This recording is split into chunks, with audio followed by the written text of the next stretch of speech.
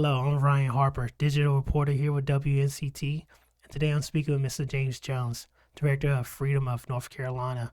I'm going to be asking a couple of questions today about the filmmaking process. Today we have Mr. James Jones, director of Freedom of NC, and we're going to be speaking with him today about the making of this film and the premiere that's coming up really soon. Yeah, man. My name is James Jones, filmmaker here based out of Greenville, North Carolina. And I'm here to bring to you guys Freedom of NC.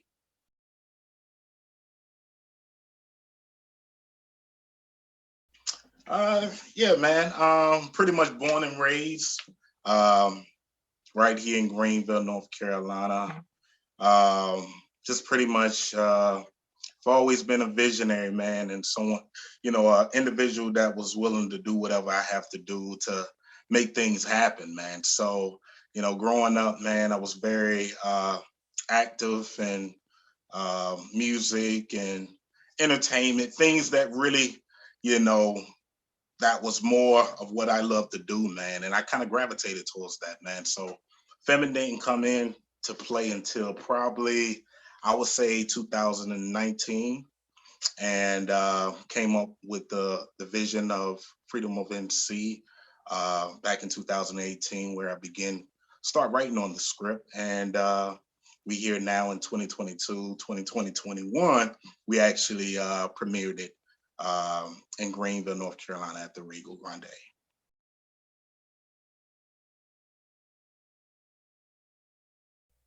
Well, I actually didn't go in. I didn't go to school or have taken anything pertaining to film. Man, I actually have 15 going on 16 years experience in editing, where I did basically certain work, for Steve Harvey Neighborhood Awards he would do every year. Got a chance of actually doing some editing for that in Atlanta, where I once stayed as well as with Cissy Houston, the mother of Whitney Houston. I got a chance of getting hired to do a tribute for the Gospel Image Award back in 2015. So just building up my resume really started in Atlanta, and I moved back. My family and I moved back here in 2000, end of 2017, and that's where everything kind of kickstarted at.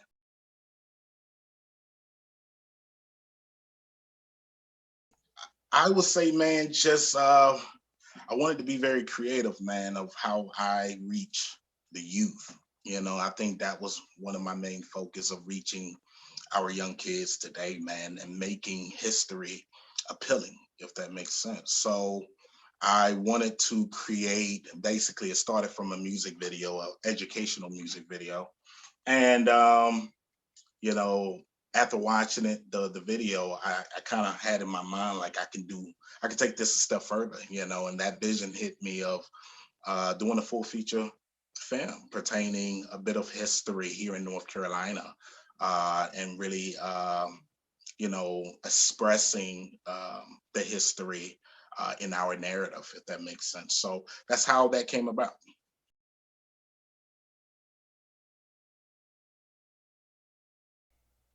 Well, to be honest with you, man, I did do a casting call here in North Carolina.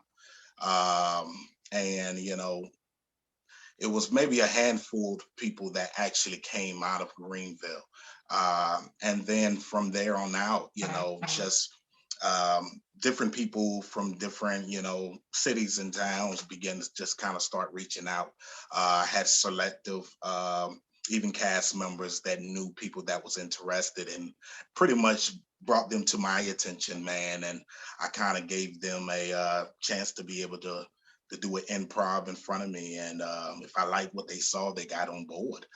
So it was a journey, man. I felt like after things just started to progress and be able to continue, like, um, growing within the production, the cast just came. I always thought it was going to be a challenge of getting selective cast members, but after a while, man, it was just like people would begin to start emailing and inboxing me, reaching out through social media wanting to be a part of this production.